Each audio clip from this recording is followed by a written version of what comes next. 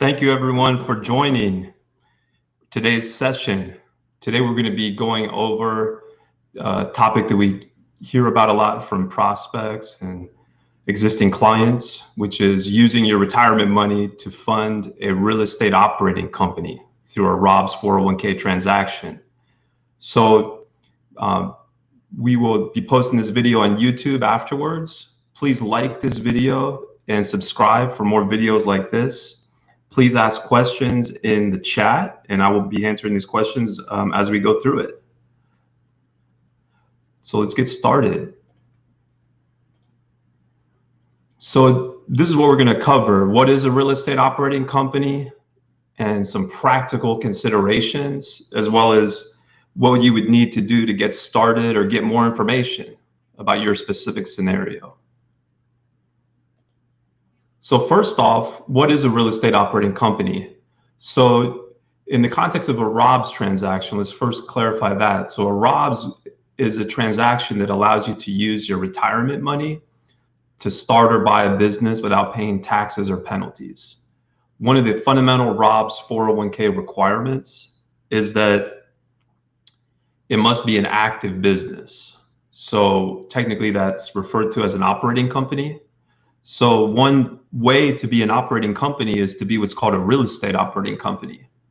So starting a real estate operating company is going to impose additional requirements on top of the requirements that apply to all ROBS transactions. So you have to satisfy all ROBS 401k requirements plus the additional requirements listed on this slide. So essentially it comes back to being an operating or an active business. But the way that that's established or satisfied in the context of real estate is by satisfying the test that at least 50% of the company's assets are invested in real estate, which is managed or developed by the company, in simple terms. So that could be a business like a property management business, a construction company, a development company, but it wouldn't encompass passive real estate investments. So you still have to have that active managing or developing in order to meet the test. It wouldn't encompass a real estate lending business or other types of real estate finance activities. I know there's a lot of different ways to invest in real estate where you're buying notes or, some other type of, which could be a great investment. You could do it through a self-directed IRA or a self-directed solo 401k, but it's not going to be an active business that's going to meet the real estate operating company requirements. So now that we've set that foundation, let's consider some practical considerations. So again, number one, you want to make sure that you understand that those standard ROBS 401k rules all apply. So, the business has to be a C corporation. So when you're filing your taxes, you're going to do that as a C corporation, filing in 1120. So you need to work in the business as a bona fide employee, W-2 employee, working at least 1,000 hours a year generally. There can't be any related party transactions. So for example, you couldn't fund a real estate operating company through the ROBS transaction and then have that company buy real estate from you personally or for an entity that you own or real estate that's owned by your spouse. If you have a property management company currently, you couldn't hire that C corporation that's funded with your retirement money, couldn't hire that company. So keep that in mind if that's part of your business plan. So again, now the second practical consideration is that active business requirement. Like we talked about in the previous slide, it's not for passive real estate investing. So if you're just invested in a piece of real estate and it's really just a passive investment, you're not managing it, you're not developing it, then that is not going to satisfy that real estate operating company requirement, that test. It's not going to qualify as a real estate operating company. Salary is a good one. We get a lot of questions on that. So we get a lot of questions on that generally when it comes to a business that's funded via a ROBS transaction. So the rule that applies to all businesses funded with the ROBS transaction is you need to wait until the business is generating income to justify your salary. And then it's got to be a reasonable salary based on the work that you perform in the business. So let's apply that rule to the context of real estate. So in the context of real estate, there might be a long time between the time you fund the business to the time that you're actually generating income, right? If you've got to go out there and acquire real estate, manage it, develop it, sell it, or find other income, that might be months before you can really justify taking a salary. So if that doesn't fit into your personal financial plan, then you may want to reconsider or think about other options to being able to maintain your personal expenses in the interim. So I'll stop and remind people, please ask questions in the chat, and I'm happy to answer them as we're on here. If you're watching this video when you record as a recording, you can ask questions in the comments and we'll answer those questions there, or you can always email us as well, of course. So please don't hesitate to ask questions. So the final practical consideration on this slide here is the financing, like a loan. So obviously, using your retirement money via a ROBS transaction can be a great way to fund the business, because you can use your retirement money without having to pay taxes or penalties. But you might want to also go out there and get additional financing, right? So if you're talking about a real estate operating company, it's important to emphasize that any type of additional financing you get, which you can certainly do, but it has to meet certain requirements. Like, it has to be a loan that's in the name of the C corporation. It's got to be a commercial loan. So if your business plan, if you're thinking of using additional financing, but you're using the terms that you might get with a loan that's made to you personally, like a residential loan, you're going to need to rethink that and go back and make sure that the bank, whoever's providing that loan, is going to provide it in the name of the C corporation. Now, you can personally guarantee it. Of course, the bank's going to want that, right?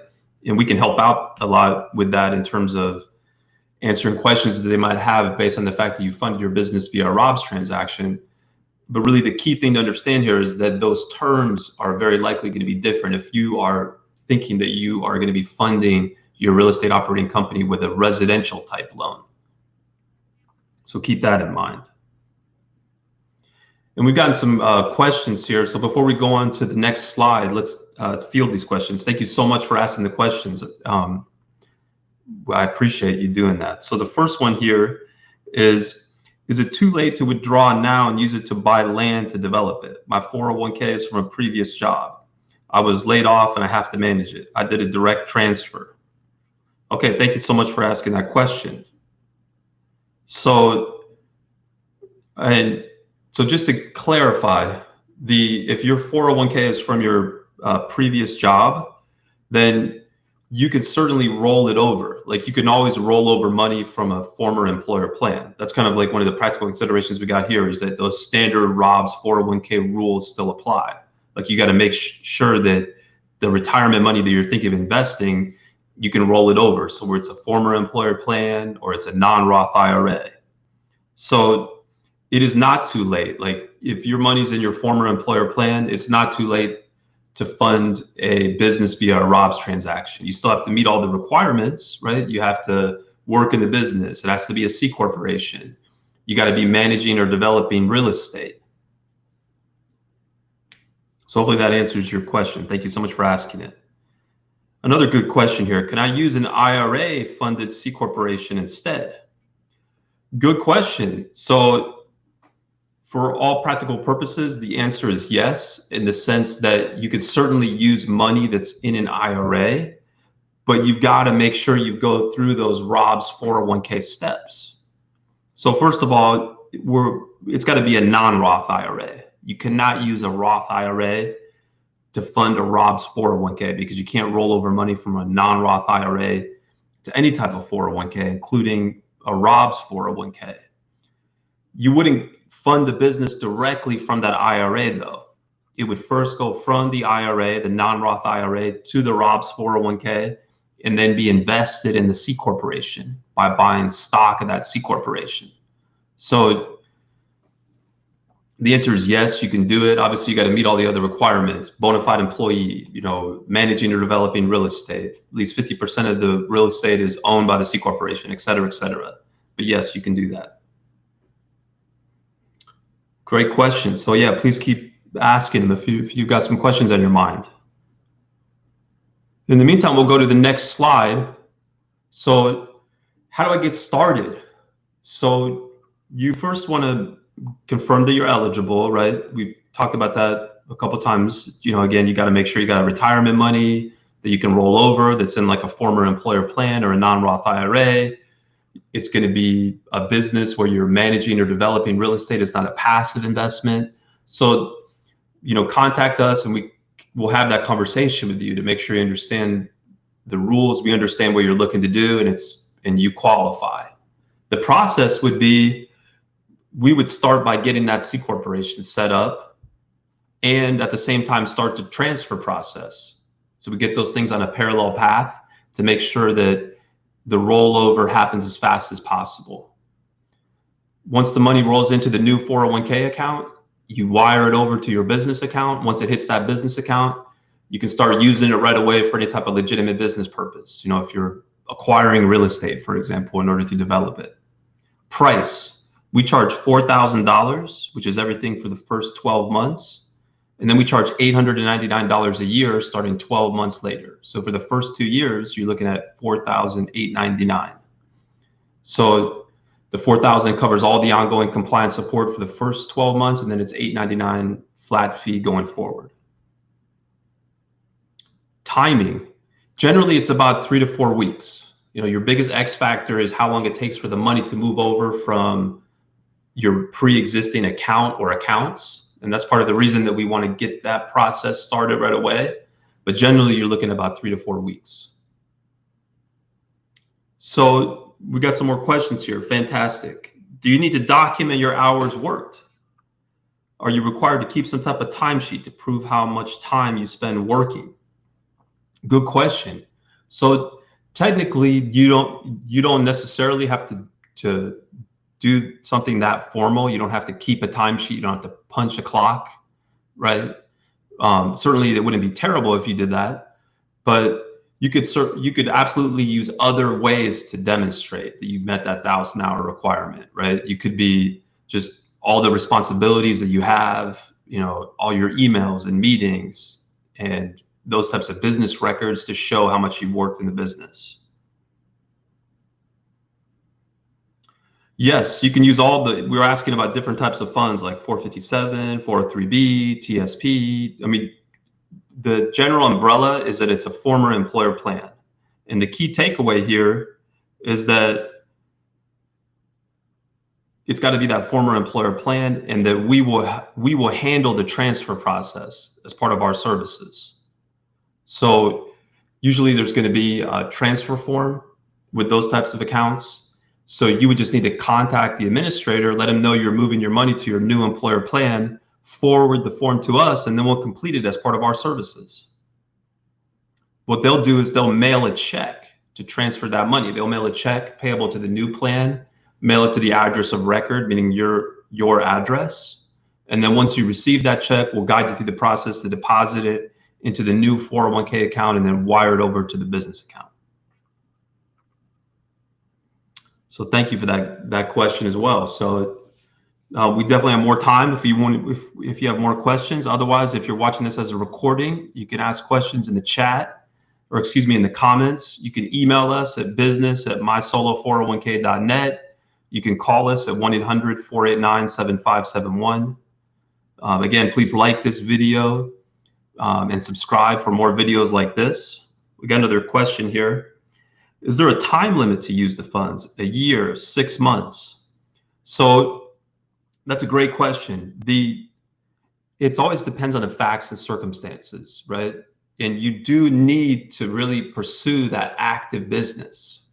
But there's all different types of businesses. I mean, we've helped people in all 50 states doing all different types of businesses, whether it's a franchise or a real estate operating company. And of course, every business is going to have its own timeline, right? So if you're diligently pursuing a business, then that would generally meet the requirement. It could be 6 months, it could be a year, right? I mean, if you are going to start a winery, it's going to take time for the grapes to grow until you can produce the wine, right? Here, it might take time for you to find the real estate that you want to buy.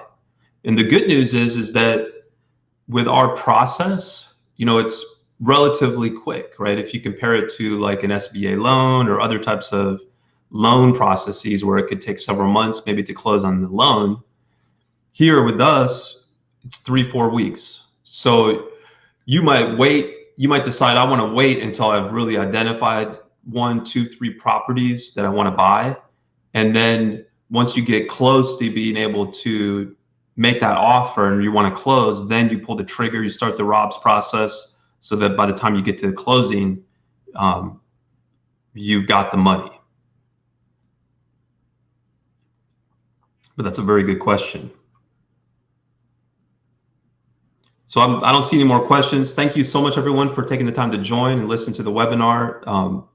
Again, don't hesitate to contact us, business@mysolo401k.net, 1-800-489-7571. Please like this video and subscribe, and look forward to seeing you next week. Thank you so much.